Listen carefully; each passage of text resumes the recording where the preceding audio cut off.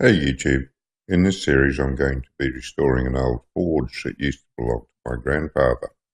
I've no idea how old it is, but I'm guessing it's at least Depression era and possibly a bit older than that, so getting on towards 100 years. I wish I'd thought to take a good photo of it before I started pulling it apart to restore, but I did capture it in another image and I'll put a circle around it so you can see it there.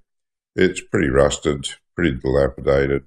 It was being used at that time as a table for anything that didn't actually have a home anywhere else because it wasn't usable as a forge. It just needs fixing up, and that's what we're about to do. So let's get into it. Okay, very start of the build now. I'm going to cut the 4 pieces for the base. 4 pieces, 750 mils long and 45-degree miters. I'm going to cut the 4 pieces for the base first. They're part number 003.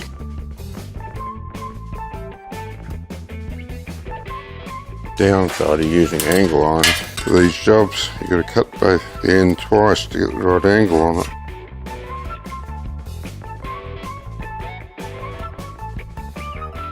That's those 4. And I need to cut the pieces for the top.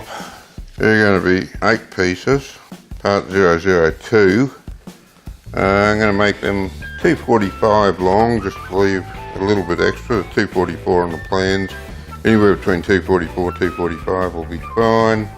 And 67.5 degrees on the end. So that's 67.5, 90 from is 22.5. So let's try and figure 22.5 degrees there. So we got 15 and 30. Oh, good. Don't want him but 15, 20, 25. Okay. Halfway between the 20 and the 25 should be spot on. Just got to figure out which ones they are. That's him.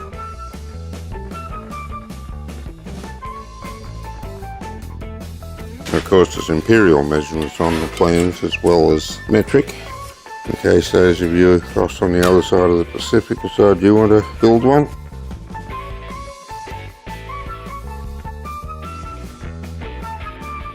I had a look and worked it out. I can get a leg and the last one of these octagon pieces out of this length, and then I've only got 3 legs to cut out of a full length, so it's probably about as good a use of the material as I'll get.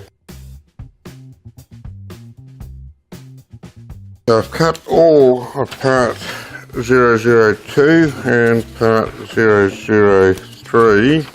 I can put the legs off for a little while. I think I'll weld these up and cut the drum of the forge itself. And once I've got them done, I can come back and cut up the legs. The square assembly I can just weld up. The other one I'll need to cut the drum for first, because I'll fit it up around the drum and make sure it's a snug fit. I'm just going to put together the base assembly first. That's A02. I've already got 2 of the pieces clamped up here with my corner jig, and I'm just going to put a little tack on him, try and hold him. I've just got the 2mm 6013 rods here. I find them just a little bit harder to use, but I'm only welding on thin 3mm angles, so I don't want too much heat in them.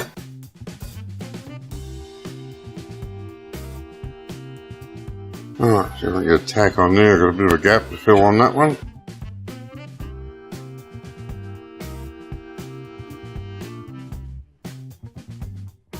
It's about 1061, I think I'll make that near enough. Well, that's 1061 as well, yep. Pretty good. Let's go ahead and tack these on these inside corners so they don't move. I should hold it in place now so I can weld it.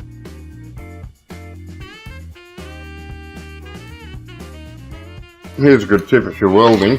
Turn your watch inside out, because if you leave it with the face out here, you end up getting weld spatter all over it.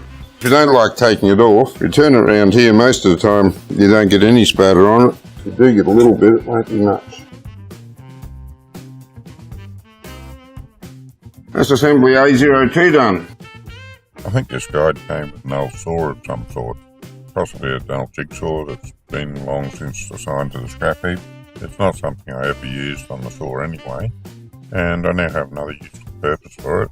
I've welded a piece of scrap onto the end of it just to extend it a little bit so that I can sit the plasma cutter where I need to, and I'm going to use this to guide the plasma cutter around the edge of the drum. Let's have a look and see how it works.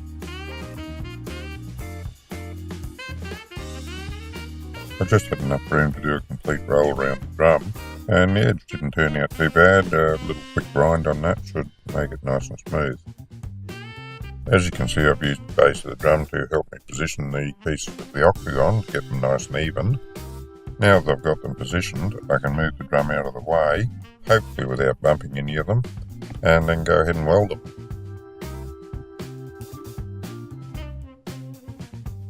At the moment, my plan is to tack them up in sections and then put the drum back in and test fit it before tacking the sections together. I think this will work.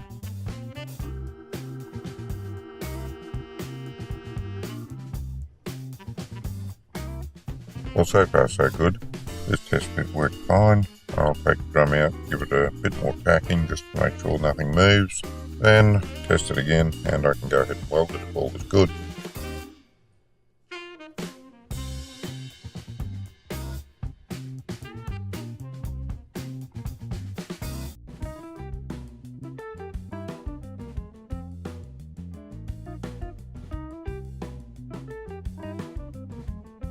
Well, there it is all welded up. I kept the welds on the underneath of the angle line and on the inside of the angle on the verticals. Aesthetics count even though it is only a forge, and that keeps them out of sight, keeps them looking neat, and keeps them out of the way from interfering where the drum's going to sit on the angle. Okay, I've got 4 legs cut to length here, and I've got to cut the bottom angle on them at 20.75 degrees according to the plans. They're part number 004, and I've got this little bit of scrap iron here. I can sit them up like that, plant them against the scrap iron, and I can set the angle and cut that. So 20.75 degrees on the plans. The plans are the CAD package, getting things very exact. If I'm anywhere around 20 degrees, I'll be happy with that, and I will fix it up with the welder.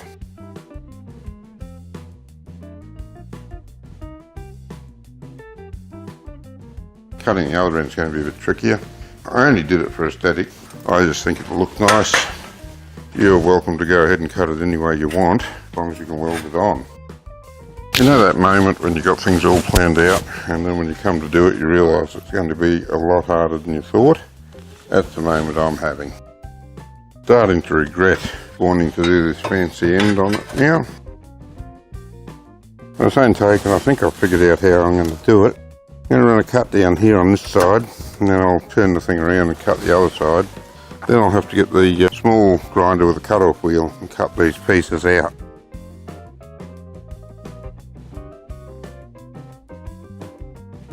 Now the rest of it's going to have to be done with the cut-off wheel and a small grinder. Now, just got to find a way to mark these, and what needs to happen is this needs to fit in here like that. Aimed right across there.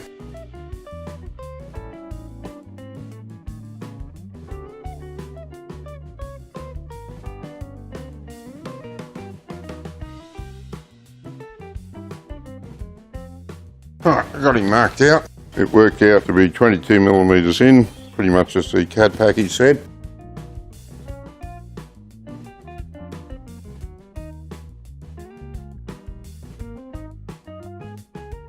And that's how he's going to fit. Yep, I can weld that in. Alrighty, go ahead and just mark up the rest. That was a bit easier than I thought. I actually thought I was going to have a lot more problems than that. The design I chose for this stand makes it very difficult to clamp things in place and get them all lined up properly. So the plan I have at the moment is to hold things roughly in position and tack them with a very light tack in the corner so that I can still move them a fair amount.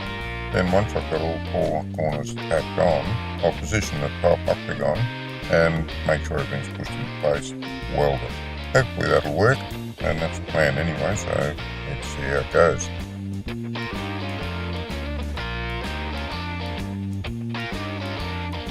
Well, that worked every bit as well as I'd hoped. Got him all packed up, and I've got the octagonal section in place on top, and everything's moved into position.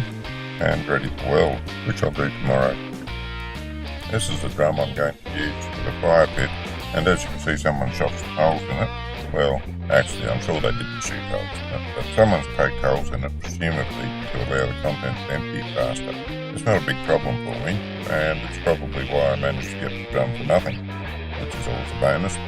I'll patch this up with a bit of tape or something on the inside, stop the cement leaking out, and when I light the cement it'll be just fine. Thanks for taking the time to watch this video.